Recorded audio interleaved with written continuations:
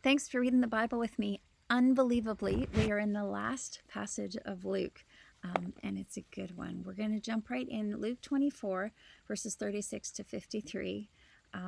Can't believe we've read together this far. Thank you for coming on this little journey with me. While they were still talking about this, Jesus himself stood among them. "Peace be with you."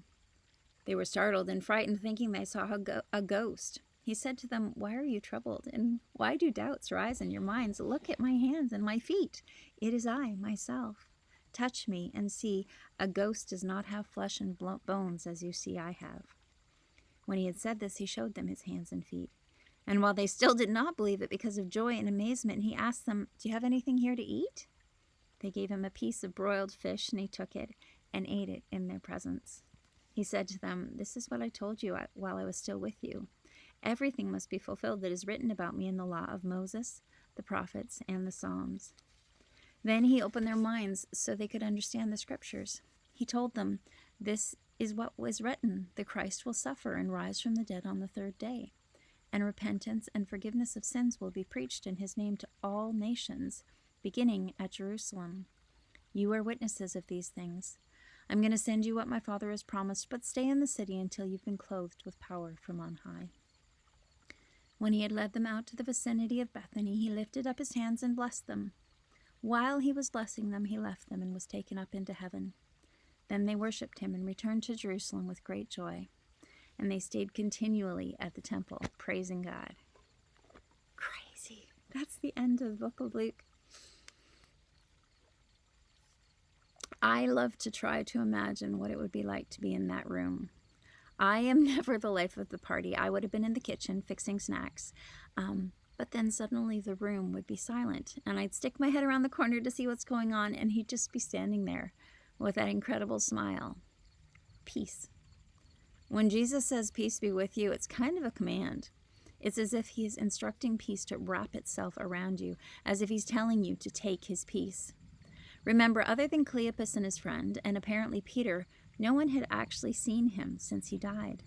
And even though they'd all heard, it still felt crazy, maybe too good to be true.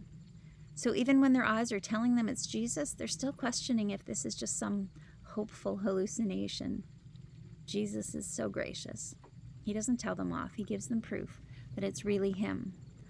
I have this visceral reaction to the idea of what his hands and feet would have looked like after spikes were hammered through them. I'm not sure I'd want to see it. He wanted them to know, yes, this was the same Jesus who died. He went through all of what they saw and heard, and now he was alive. He reminds them, "I did tell you this was coming.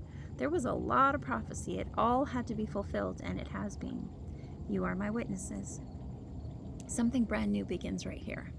Don't miss it. You are my witnesses. Jesus reminds them that the scriptures always predicted that one day repentance and forgiveness of sins granted by the God of Israel would be preached to all nations, beginning in Jerusalem.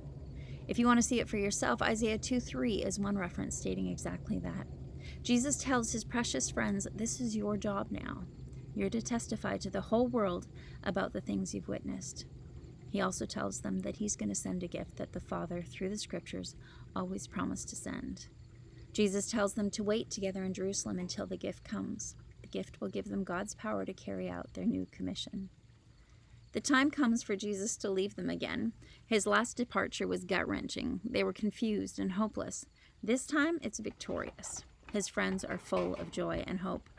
Goodbyes are hard, but this one is different. Their master has left them with work to do, and he wants to find them faithful when he returns. They've heard a story like this once or twice before, and they know what kind of servants they want to be.